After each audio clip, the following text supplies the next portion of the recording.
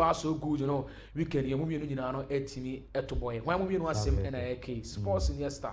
Why crowd fee na and I say pina wo fee whatever. Into sports in yester yenko. What you better say. Last week Friday now, 2026 USA Mexico Canada World Cup draw na eba so John Kennedy Cortez on the United States of America, but something significant and so SCA Abrana World Cup draw na eba so and so we try saying you better telecasting live, but because of say BBC and Tino Yantimi Anye and normal so and say na was say you did music and so pin the draw now almost about draw no no a delay FIFA for now almost anti-Myanmar but one thing and is the first formal event be the World Cup match will be communicated to the footballing world through many ways, but one of them music, and it's football goes with music. So we say football has a soul, so football has a soul and a spirit, so football never dies. Music has a soul, so music never dies. Something can happen in music also a very reflective back to ABBA and also a reflective to the character and also the figure in question.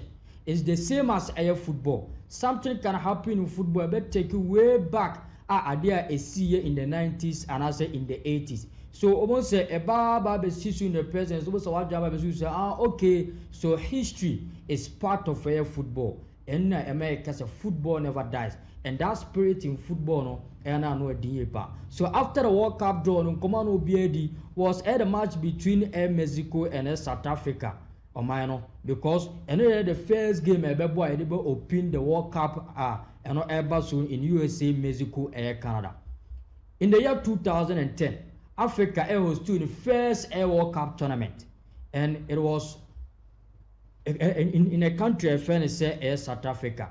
And the first game was between South Africa and Mexico. And in that game, South Africa and so the first goal in that game against Mexico. And where's our commentator kind of still runs through my mind. Commentator said a goal for South Africa, a goal for Africa, and a ball player needing Shabalala. On the first goal in the year 2010, and my friend said South Africa. It was on 11 June 2010. Now, 11 June 2026, my friend said Mexico ebe hosti my friend said South Africa. And in the year 2010, 11 June, South Africa hosted my friends in Mexico in their most iconic stadium, the FNB Stadium. And now, Mexico sube hosted my friends in South Africa, our more iconic stadium in Mexico. So this means when it comes to history and football, I'm also but one thing, and it merits that days like this, music will be used to welcome the footballing world. Mexico, Canada, USA. And they say, Papa na ono so be bie World Cup draw no ano. Papa be ya. About papa e friend say Andrew Bocelli. And said in the picture na to so a obehu Andrew Bocelli. Andrew Bocelli is an Italian. And this American and Canada and Mexico for omo ade a. I don't know say for Italian so ono nembra. Now ombe open the ceremony with music because it's an Italian. I don't know America for musicians. There are musicians in Canada and in Mexico. And I don't know FIFA for Andrea Bocelli as an Italian. But one thing, and said before so about Tonomono, Oshia Carlo Ancelotti, former Real Madrid manager. And so the picture not to so abana Andrea Bocelli on a dasono, on Carlo Ancelotti and so Edin Como. Ancelotti is an Italian. Andrea Bocelli is also an Italian. But also picture ni di na so hwe abante friend say Bocelli owo history bia ene Carlo Ancelotti ge no eko in hand. One thing is Andrea Bocelli music started in the year 1994. So from 1994 Andrea Bocelli was one of the best musicians European.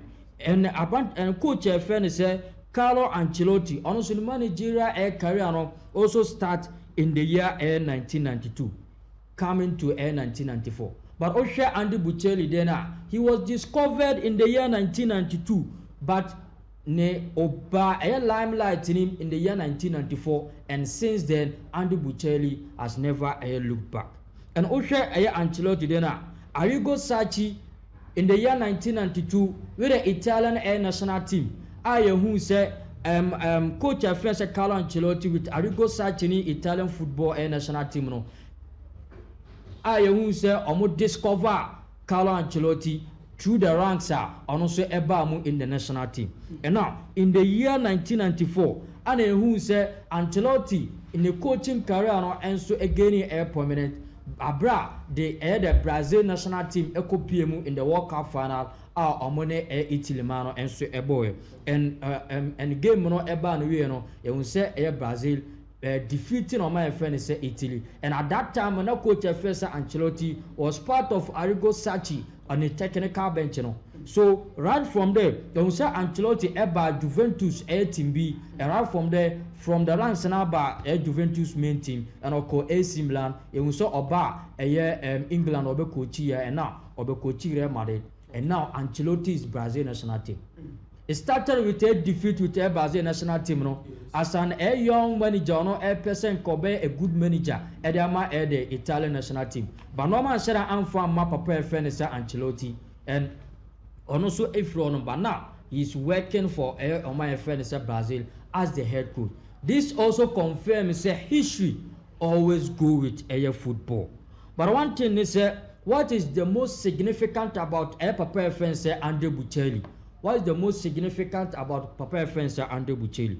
Abana Andre Bucheli ni mame enyemono because of the kind of treatment doctors Edema Andre Bucheli ntino. And for me busa o hwe Andre Bucheli din na o hwe how o sikuta football na e dey na obeka. Hwe ni says no and how o sikuta football. Oh, means me guess obeka ne ba what that was because Andre Bucheli is a blind man.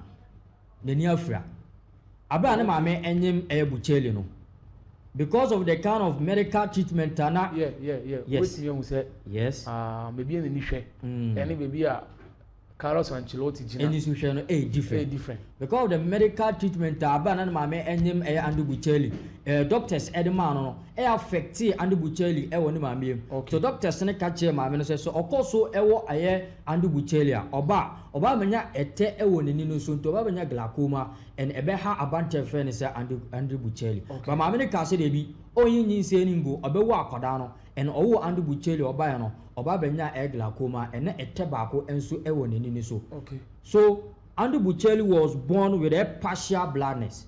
And at the age of 12 years, aside no open music pano, now Andre Bucheli also loves football. So this community gallery, and Andre Bucheli at the age of 12 years, call parks of Akoshaball. And about 10 hours no, a shot from the pitch by an ebony. So the other eye also got affected, and Nenino totally, also Nenina so a fry. Bakuna eba setete woni so I confirm and sana eba be wono no. Yes. I can affect like I know the order that I don't know I say and I call stadium say okohwebo as a spectator and the ball free pitch so man be ball ni and man that's affected by kono and then also call ekojoto. Okay, so since the age of 12 years Andre Bucheli has never seen the sun, the moon, and ohun bibia colored since 12 years ever. So that's Andre Bucheli, born with a partial blindness, and at the age of 12 years, you know, because of a football accident in T, Andre Bucheli is totally blind. But one significant about any blindness is or the any frayer so a law school or a law graduate and also a court assistant lawyer for a 1 year, and after a 1 year, no, Andre Bucheli decided to say on to a law no subium and obakwa music. Okay. Abraham and your friend in our room. But one thing is, so Osha Kora for now, we have different kind of air genres in here, Kura. We have the tenors, the bass, and the soprano. And Osha and the Bucheli